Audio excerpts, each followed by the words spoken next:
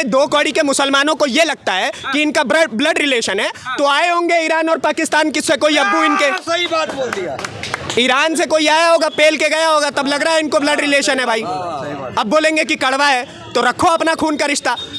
देखिए, सबसे पहली चीज़, खून का रिश्ता रखना है एपीजे अब्दुल कलाम से रखो, वीर अब्दुल हामिद से रखो। अगर हिजबुल्लाह से रखोगे, हमास से रखोगे, तो खून के रिश्ते वालों का खून निकल रहा है वहाँ। और कहाँ से निकल रहा है? नमस्कार, आप देख रहे हैं द फ्रंट न्यूज़ और मैं हूं आपके साथ आशीष तिवारी। इजराइल का जो द्वंद्व है वो अभी भी किस मासूमियत पे बैठा हुआ है, क्या कुछ सोच रहा है, उसके जहन में क्या कुछ चल रहा है? क्योंकि जिस तरीके से उधर से कार्रवाई हुई, उस कार्रवाई के बाद इतना सोचना, इतने नुकसान के बाद भी अपनी आवाज़ को नहीं उठा रहा है, इसके पीछे क्या कुछ कारण है? आम जनमानस से सीधे जुड़ते हैं। क्या लग रहा है, क्या सोच रहा है इजराइल अभी? आपको लगता है कि इजराइल मासूम है? अरे इतने दिनों में कोई मारता कहता है दूसरे गाल पे आदमी गांधी थोड़ी ना है ना, तुरंत जवाब दे देता है। सुनिए, नेतन्याहू जो है वहाँ के प्रधानमंत्री, वो बड़े सोच समझ के कार्रवाई करने वालों में से। सबसे पहली चीज, इजराइल को मारने वाले देखिए, एक देश हो तो बात है, हमारे बगल में दो देश दुश्मन है, चीन पाकिस्तान, उसके आसपास में 5 देश दुश्मन है, तो उसको 5 को पेलना है और इकट्ठे पेलना है। आप एक बात बताइए, आप इजराइल को इतने हल्के में ले रहे हैं? आपको पता होगा पेजर अटैक में क्या किया था? भागते फिर रहे थे, अपना फोन बंद कर दिया वहाँ के लेबनान के लोगों ने, फ्रिज बंद कर दिया, टीवी बंद कर दिया, वॉशिंग मशीन तक बंद कर दिया, पता नहीं कब क्या फूट जाए घर में। तो सोचिए, खौफ इतना है इजराइल का। उसके बाद आपको पता होगा कि इन्होंने फिलिस्तीनियों को पेला, तो फिलिस्तीन के लोग भाग रहे थे कहाँ? नीचे वह पिरामिड वाला कौन सा देश है भाई? इजिप्ट भाग रहे थे, तो इजिप्ट ने अपनी कंट्री के सामने लंबे लंबे वॉल बनवा लिए कि भाई साहब ये फिलिस्तीन के लोग यहाँ पे हमारे यहाँ ना आ जाए। तो सोचिए, मुस्लिम कंट्री में स्वयं एकता नहीं है। वहाँ पे ईरान कहता है कि भाई साहब इराक गलत है, इराक कहता है ईरान गलत है, ये लोग आपस में एकता नहीं रख पा रहे, तो ये कहाँ से इजराइल को ये लोग मार देंगे? और इजराइल के लोगों में पता है एक सबसे अच्छी बात क्या है? वो वर्ल्ड की सबसे कम पॉपुलेशन होने के बावजूद भी इतने इंटेलिजेंट, इतने ब्रॉड माइंडेड लोग हैं कि भाई साहब ये देखिए इनके पास क्या है। ये लोग क्या अनगाइडेड मिसाइल मारते हैं। ईरान हो गया, लेबनान हो गया, फिलिस्तीन हो गया, हमास हो गया, जितने भी हैं ये सारे के सारे अनगाइडेड मिसाइल होते हैं कि अगर ये मिसाइल छोड़ेंगे तो इनको भी नहीं पता है कि घर में ना फट जाए, इनको खुद को नहीं पता है। और इजराइल की मिसाइल होते हैं गाइडेड मिसाइल।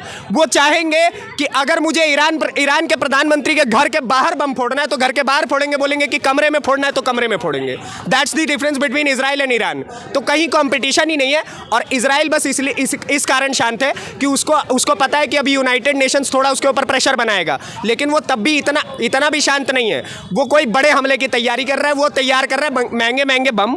ठीक है, पैसे की कमी है नहीं इजराइल के पास, मित्रता की कमी है नहीं, अमेरिका उसका साथ देने वाला, नाटो नेशंस उसके साथ देने वाले, भारत उससे मित्रता निभा रहा है, तो कौन उसके सामने बोलेगा? लेकिन लोग कह रहे हैं कि इस तरीके की कार्रवाई होने के बाद तो तृतीय विश्व युद्ध की तरफ ये पूरा विश्व बढ़ रहा है। ये खतरा नहीं है? खतरा नहीं है भाई, स्वयं की रक्षा करना कौन सा खतरा है? पाकिस्तान आपके ऊपर बम मारेगा तो आप क्या बैठ करके उसके सामने जाकर के गुलाब का फूल देंगे कि हमको इससे बच के रहना है, भाई साहब हम विश्व युद्ध नहीं चाहते हैं? ऐसा कुछ नहीं है। जो पेलेगा वो पिलेगा, बहुत सीधी बात है। और वो लोग पेलना भी नहीं जानते हैं। आप एक बात बताइए, लेबनान के जो आतंकवादी है, हिजबुल्लाह के जो लोग हैं, हिजबुल्लाह का सबसे मेन जो आदमी था हसन नसरुल्लाह, क्या तोड़ा है उसको? क्या तोड़ा है? भूत बना दिया, ऐसा मारा है। नसरुल्लाह की हालत आपको पता होगी। उसके बाद इन्होंने एक और उसके जैसा ही कुछ और बनाया प्रेसिडेंट टाइप का, ठीक है, वो भी पिला। अब आप एक बात बताइए, ये जितने लोग पैदा होंगे, जितने, देखिए, अच्छा मजे की बात ये देखिए कि मारा वहां जाता है, दर्द कहाँ पे होता है? इंडिया के कश्मीर में। कहते हैं एक मारोगे ना, यहाँ तो घर घर पैदा करके देंगे, घर घर। अब देखिए इन लोगों का डायलॉग क्या है कि अगर एक हिजबुल्लाह मारोगे घर घर से हिजबुल्लाह निकलेगा। तो मैं आप लोगों को बता देना चाहता हूँ कि एक सेकंड भाई साहब, जिस कोख से हिजबुल्लाह निकलेगा वो कोख नहीं पलने देंगे, वही वाला हिसाब है, ठीक है? जिस कोख से हिजबुल्लाह निकलेगा वो कोख नहीं पलने देंगे। आप एक बात बताइए, हिजबुल्लाह है कौन?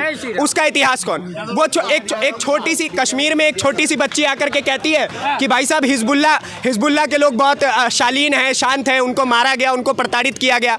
एक तो कश्मीरी जो मुसलमान है उनको हर कोई प्रताड़ित दिख रहा है, एक्सेप्ट कश्मीरी पंडितों को लेकर के, एक्सेप्ट भारत के हिंदुओं को लेकर के। हकीकत में प्रताड़ित वो व्यक्ति होता है जिसके साथ अन्याय हुआ हो। अब आप लोग किसी और के साथ अन्याय, पता है ये लोग क्या गेम करते हैं?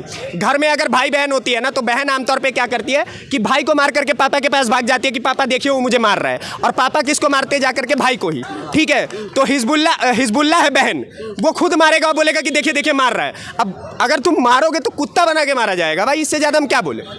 लेकिन जो उनके कैंडल मार्च निकाल रहे हैं उनको एक तरीके से सहानुभूति जो उनके प्रति दिखा रहे हैं, वो तो यूपी में हो गया। आप कश्मीर की बात कर लिए, कश्मीर में हो गया।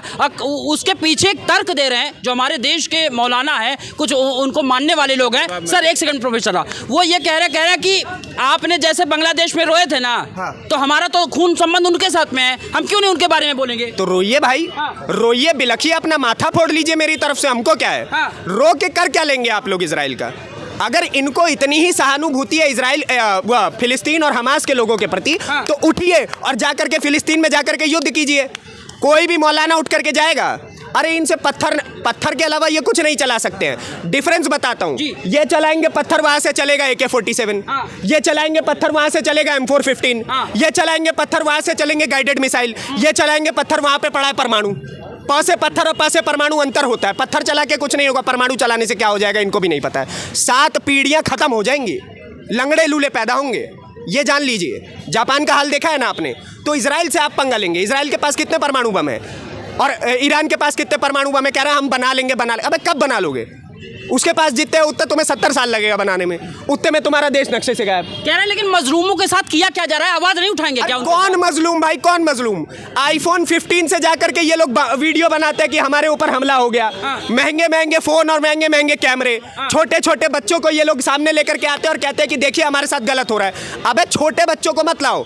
जो देखिए, मैं तो कहता हूं कि अगर इनके साथ गलत हो रहा है तो इनको कुछ नहीं, खौफ भर लेना चाहिए, शांति से बैठ जाना चाहिए, कह देना चाहिए कि Israel is right, we are wrong. आराम से घर बैठो।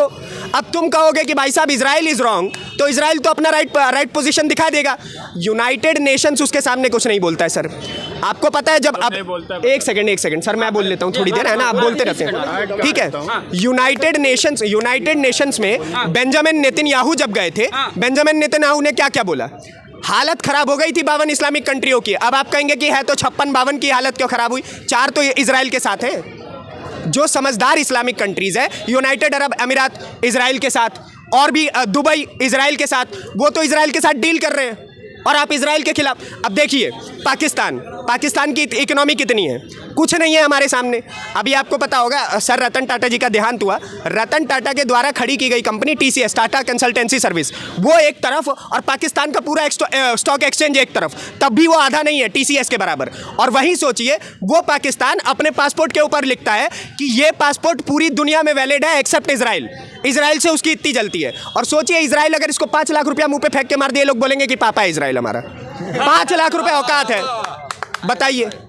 अरे कह रहे लेकिन खूनों का संबंध है ना, जो यहाँ के लोग कह रहे मेरा ब्लड रिलेशन है भाई, उनके लिए उनके साथ अगर गलत होगा तो हम आवाज नहीं उठाएंगे भारत में। सही है, ब्लड रिलेशन है ही भाई। अगर कश्मीर में 2 कौड़ी के मुसलमानों को ये लगता है कि इनका ब्लड रिलेशन है, तो आए होंगे ईरान और पाकिस्तान किससे कोई अब्बू इनके। सही बात बोल दिया। ईरान से कोई आया होगा, पेल के गया होगा, तब लग रहा है इनको ब्लड रिलेशन है भाई। अब बोलेंगे कि कड़वा है, तो रखो अपना खून का रिश्ता। देखिए, सबसे पहली चीज़, खून का रिश्ता रखना है APJ अब्दुल कलाम से रखो, वीर अब्दुल हामिद से रखो। अगर हिजबुल्लाह से रखोगे, हमास से रखोगे, तो खून के रिश्ते वालों का खून निकल रहा है वहाँ। और कहाँ से निकल रहा है आप भी जानते हैं, मैं भी जानता हूँ। लेकिन ये सब जरूरत क्या है? ठीक है, मिलजुल के भाईचारे के साथ में कह रहे हैं पूरा विश्व चल रहा है। मोदी एक थोड़ा सा क्वेश्चन अलग से है, मोदी जिधर जाते हैं हमारे देश का जो कुछ मुसलमान है वो अलग जाता है। ये एंटी क्लॉकवाइज क्या हो रहा है खेल आखिर में? देखिए, मोदी अगर कहीं भी जाते हैं तो ये मुसलमानों की गलती नहीं है। ये जो लेफ्ट का एक इकोसिस्टम है ना, ये कहते हैं पैसा खर्च कर रहा है मोदी, वहां जाकर के पैसा खर्च कर रहा है। अबे भाई, उसके पास रीजन है जाने का। ऐसा नहीं है कि पहले प्रधानमंत्री है जो घूम घूम के आ रहे हैं। लाल बहादुर शास्त्री ताशकंद गए थे पाकिस्तान के साथ रिश्ते अच्छे करने, उनका वहां पे ताशकंद में देहांत हो गया था, आपको ही पता होगा। उससे पहले आपको अभी इससे पहले जो प्रधानमंत्री हैं, क्या नाम है उनका? डॉक्टर मनमोहन सिंह। डॉक्टर साहब अमेरिका गए थे, वहां से बिजली के लिए अपने कोई भी सप्लाई लाने के लिए। उससे पहले इंदिरा गांधी ने अमेरिका के साथ रिश्ते अच्छे किए थे। उसके बाद अटल बिहारी वाजपेयी ने अमेरिका के साथ रिश्ते अच्छे किए, पाकिस्तान के साथ रिश्ते अच्छे किए। तो ऐसा नहीं है कि Modi is the first prime minister. उसके पास इतने समय से वो प्रधानमंत्री है, उसके पास मौका है। और आप भी जानते हैं, मैं भी जानता हूं कि डॉक्टर एस जयशंकर के ऊपर सवाल खड़ा करने वाला कांग्रेस में कोई पैदा नहीं हुआ है। माइकल लाल, डॉक्टर एस जयशंकर के ऊपर, अरे नाम छोड़िए ना भाई, अभी कोई कांग्रेसी अगर यहाँ पे हो तो बता दे, डॉक्टर एस जयशंकर का पूरा नाम बता दे कोई खड़े होकर के।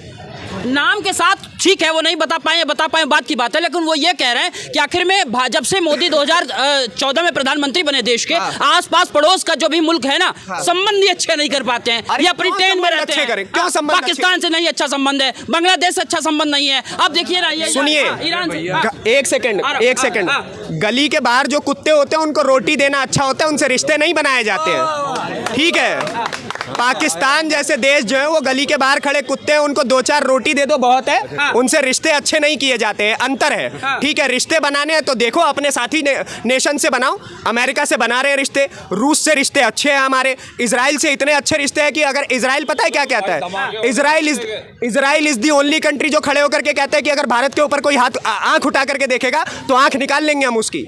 क्लियर स्टेटमेंट है इजराइल का, रशिया का यही स्टेटमेंट है, अमेरिका का वही स्टेटमेंट है, जापान का वही स्टेटमेंट है। We are the only country जिनकी नाटो से भी बनती है और यहाँ पे चाइना और रशिया से भी बन रही है, ठीक है। हम उस जगह पर खड़े हैं जो नेहरू की विचारधारा थी। नेहरू कहा करते थे कि विदेश नीति में हमारे सबसे अच्छे रिश्ते होने चाहिए। नरेंद्र मोदी करके दिखा रहे हैं, नेहरू करके नहीं दिखा पाए। बहुत बढ़िया। मतलब आप कह रहे हैं उनका प्रभाव ही नहीं था, लोगों के साथ में बंटवारा कितनी प्यार से करवा दिया। देखिए प्रथम प्रधानमंत्री